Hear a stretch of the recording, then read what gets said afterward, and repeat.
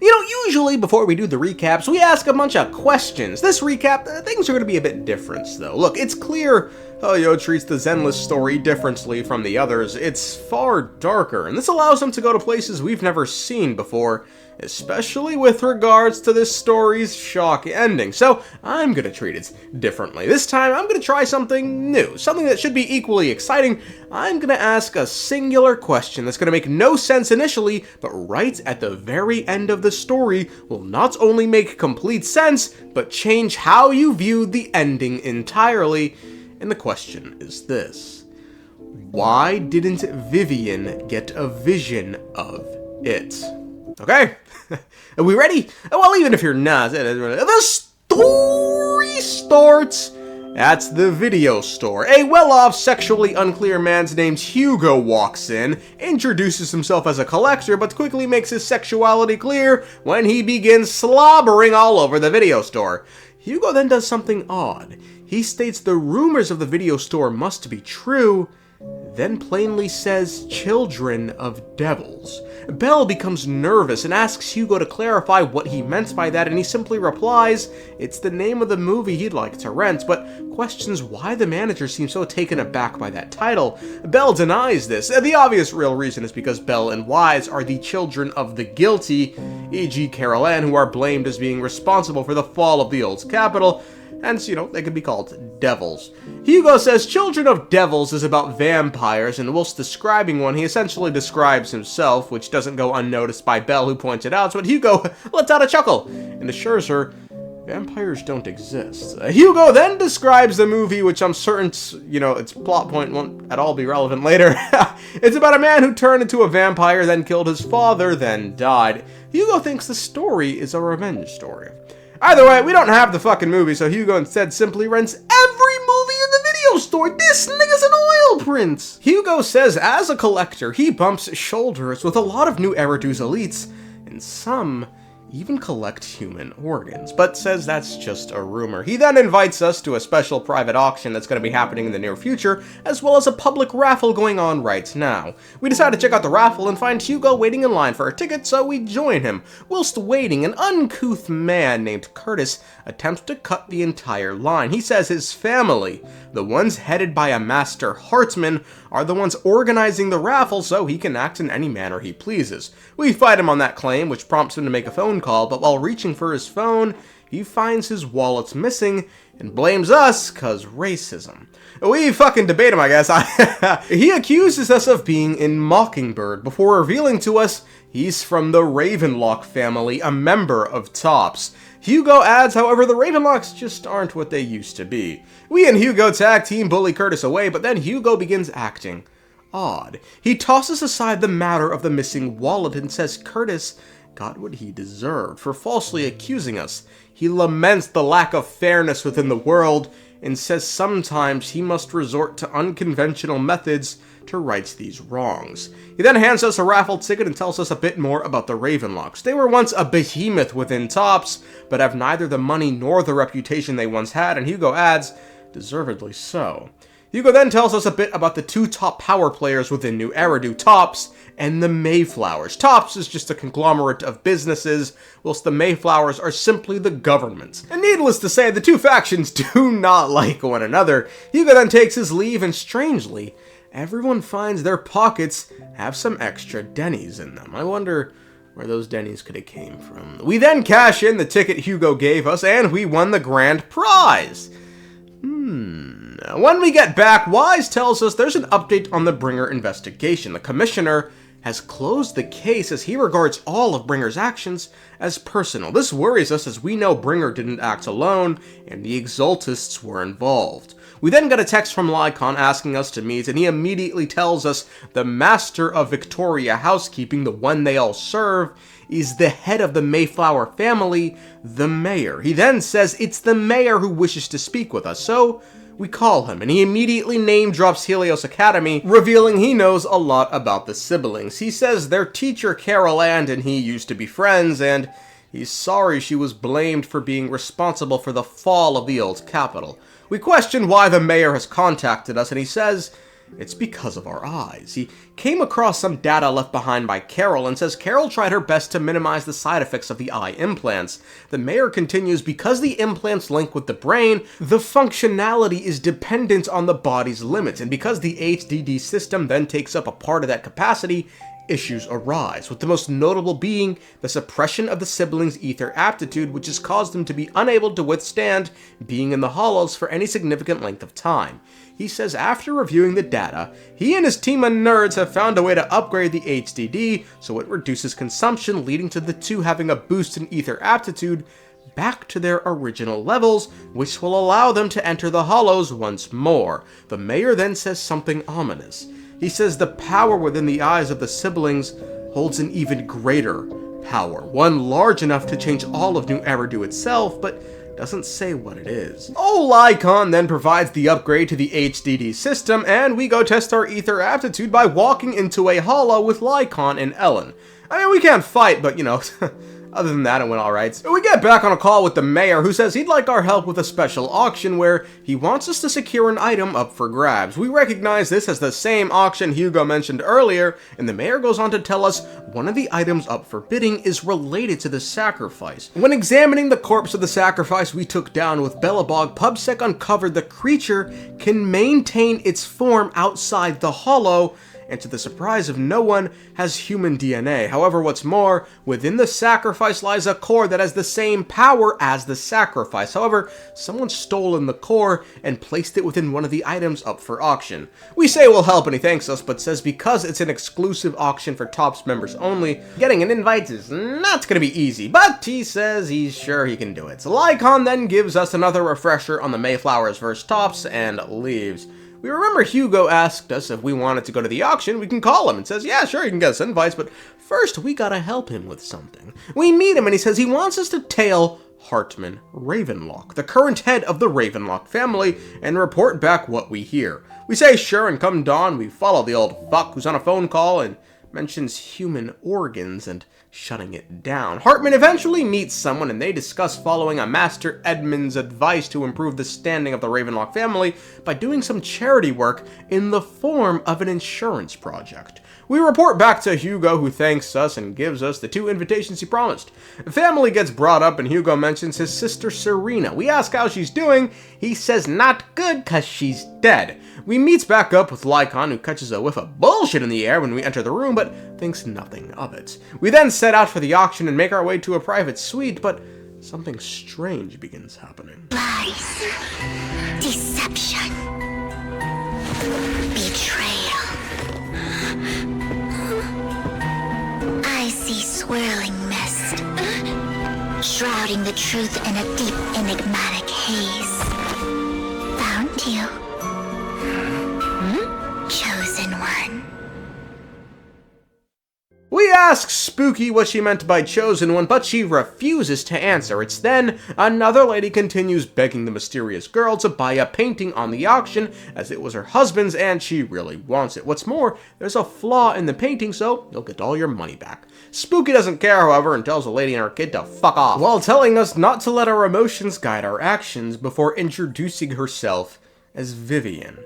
The auction begins and we bid on some items for fun until eventually the painting that the earlier lady was begging Vivian to buy goes up and Vivian instantly buys it with an opening bid of $1 billion Denny's. We go over to compliment Vivian, who informs us she is not handing over that painting to the lady. She bought it because she wanted it. She calls the woman a scammer and says the whole thing was a con. She then calls us Master Proxy and leaves it at that. The second half of the auction starts, and up for bid is a robe with a gem in it, which we recognize as the Sacrifice Core. We aren't the only ones interested in it, however, as Hartman Ravenlock has his eye set on it too.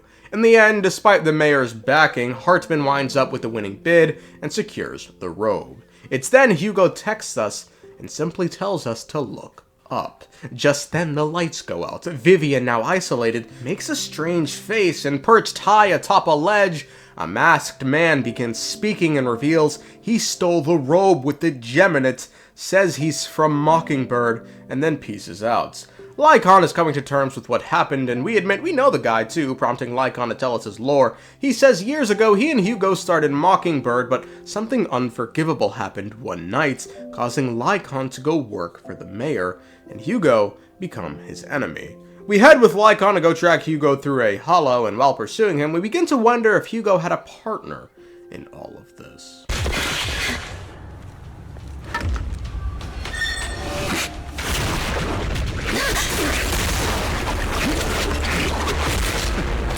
Long time no see, traitor.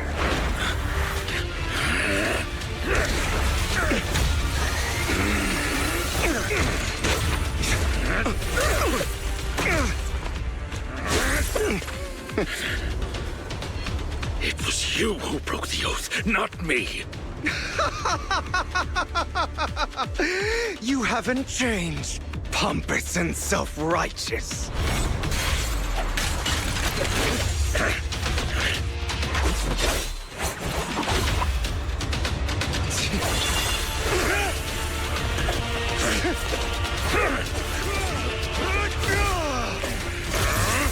Beyond reason! Both of you!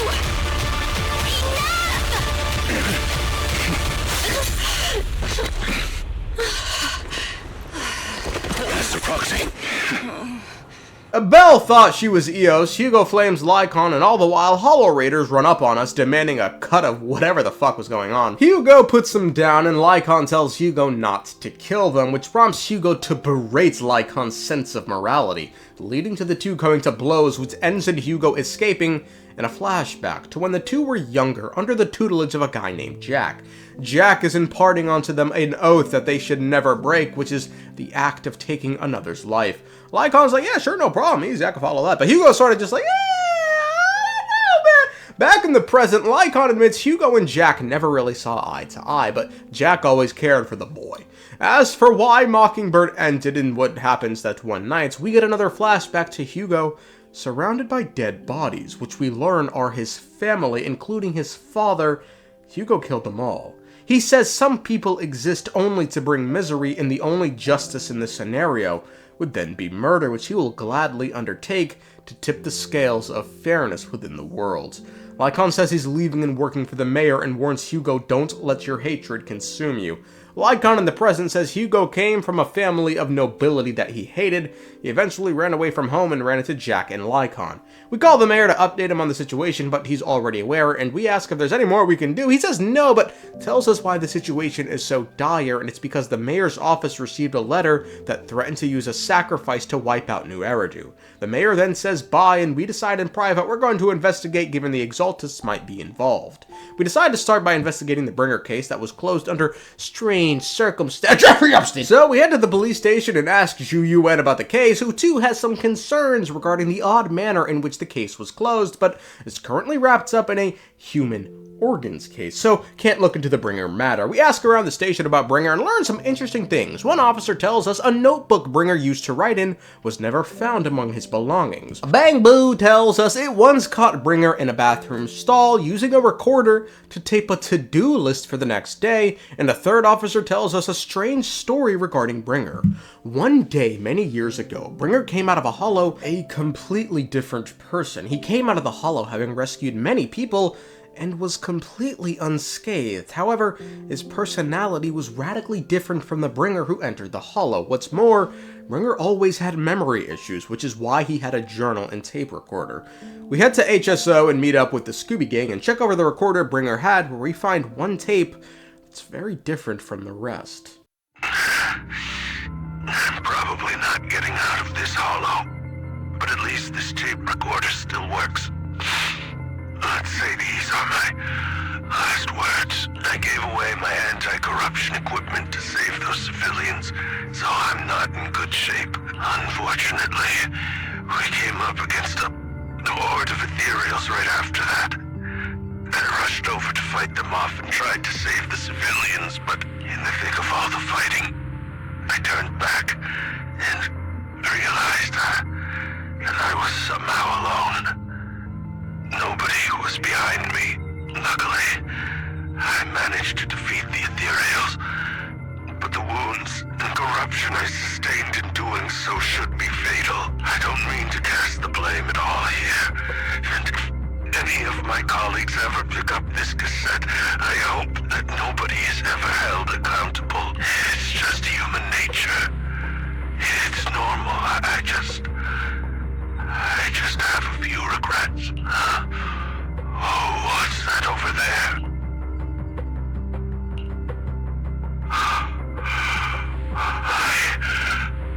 I've seen a miracle. Yes, that thing is right. So long as humanity is in constant conflict against the Hollows, we'll never be able to grasp true power only by embracing everything. It's the only way. Only by embracing this power can everyone survive. Oh, Creator! Please, grant me this! We discuss what Bringer might have seen and wonder how, despite being on the brink of death, Bringer came out of the hollow without a scratch on him.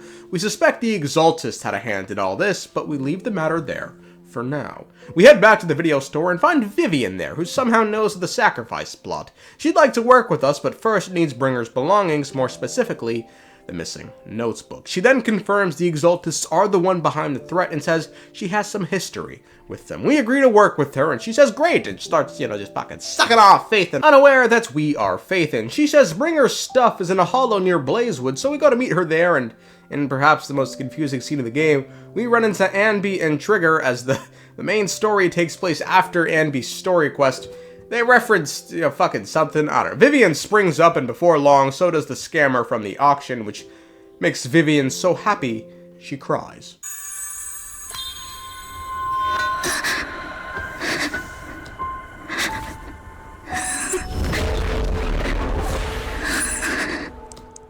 We question why Vivian looks depressed, but she brushes it aside. Sienna is Anby's contact for something, so they talk in private whilst the still sad-looking Vivian is still looking sad. Sienna asks a favor from Anby, which is to find something she lost in the hollow, and Vivian suggests we all go together like one big happy family.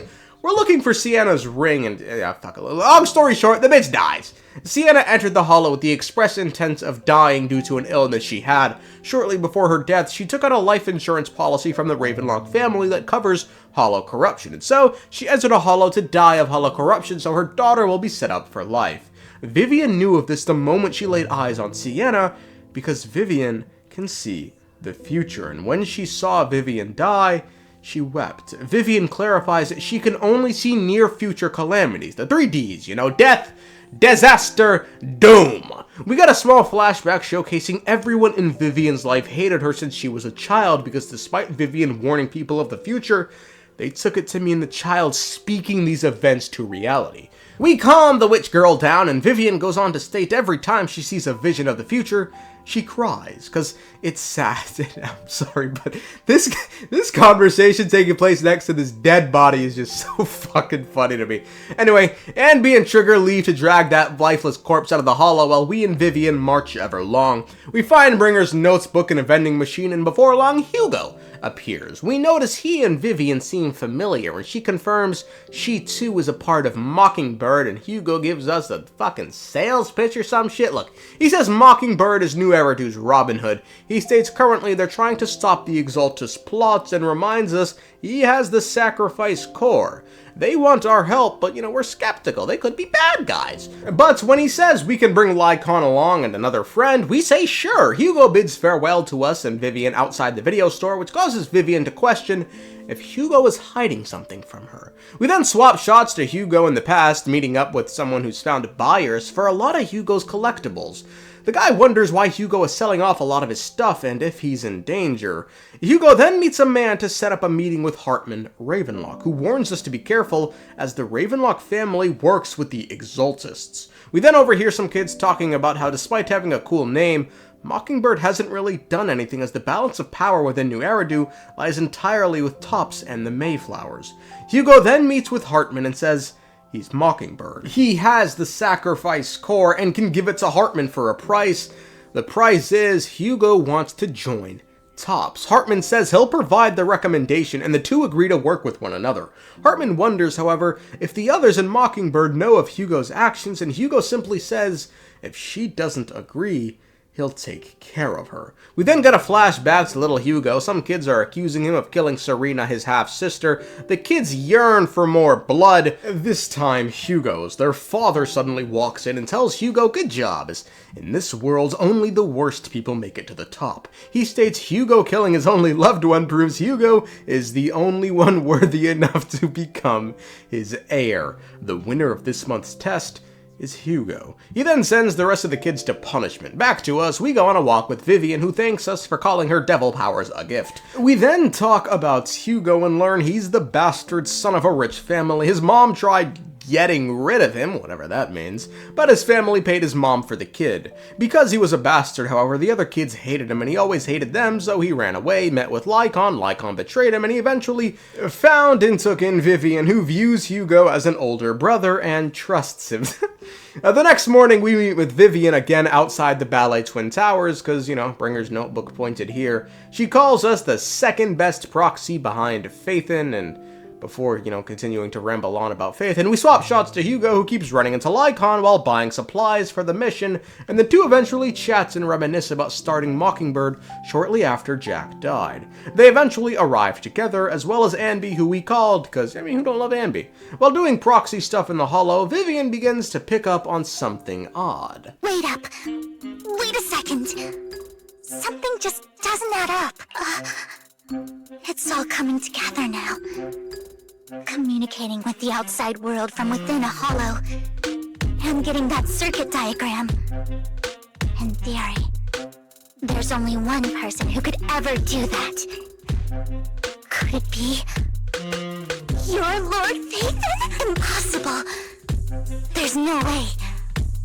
But then again, only Phaethon could have done that. I mean, you're an incredible proxy, sure. And you're a good person. But could you really be Lord Phaethon?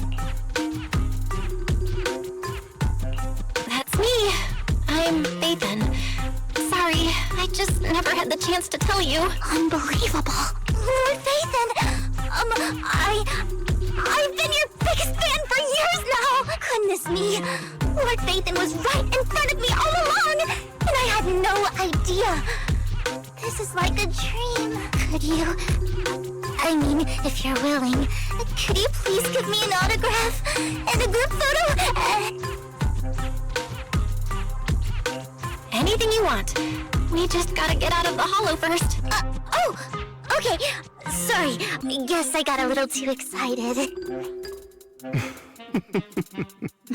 Anyone would be enraptured meeting someone they admire that much. The groups eventually split up to do something, and in private, Vivian says that she adores Phaethon because one day, Phaethon saved her life. On the other side, Hugo and Lycaon agree to put aside their differences to work together, but Hugo relays to Lycaon he knows he never trusted him even at the start. We get a flashback showing why. In a one-on-one conversation, Jack tells Lycaon that Hugo is a gifted child, and that's problematic. Because of his dark past and the hatred he bears, it's all become one with him. Hugo has the seed of evil within him, and Lycaon mustn't allow it to take root by any means necessary. We all reconvene, but a large noise ahead leaves us with Hugo alone, who we suggest knew our true identity from the very start, which he admits.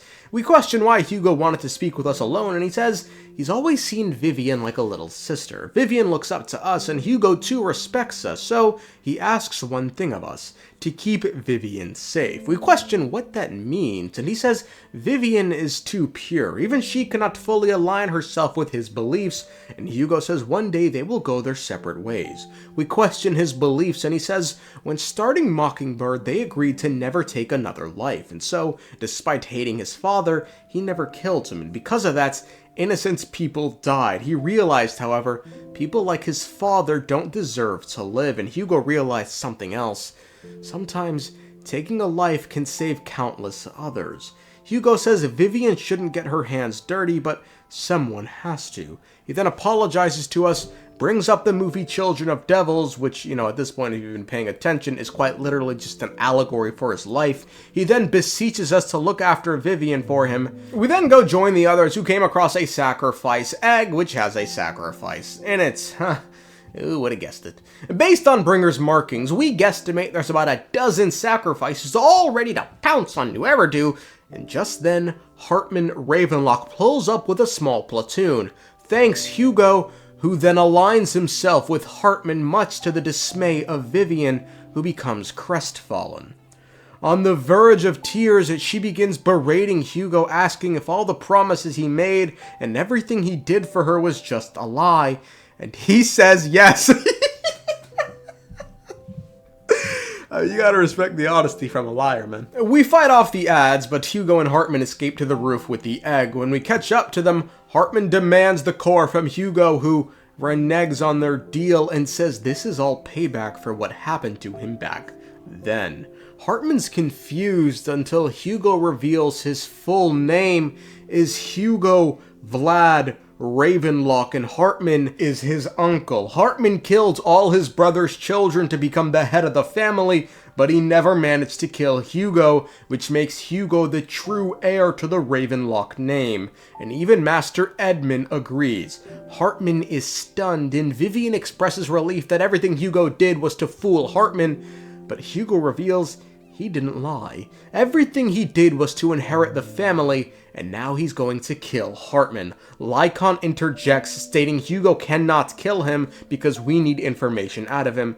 Hugo doesn't care, however, and says like Lycaon chose the Mayflowers, Hugo chose Tops. Lycaon states Tops cares for nothing and would love to see the sacrifices run rampant on New Eridu, hurting the Mayflowers' reputation, and Hugo says that's exactly right. Lycaon, now growing angry, yells that would result in the deaths of countless people, but Hugo says that's simply a small price to pay for when he changes everything for good. We tell Hugo it's not too late, and he says he chose this path. Mockingbird hasn't saved anyone, it never mattered. Hugo will bear the weight of his own sins, dirty his hands, to make the world a better place. We then fight Hugo, win, but he doesn't plan on giving up. My friends, get ready. I have my own methods. Well then, make your choice. The sacrifice core, or your precious phaethon. Okay, the core is yours. Just leave Lord Phaethon alone. Did you really think I'd keep my promise? Drop your foolish facade. He has inherited the seed of evil. Do not let it take root. When the time comes, you must be the one.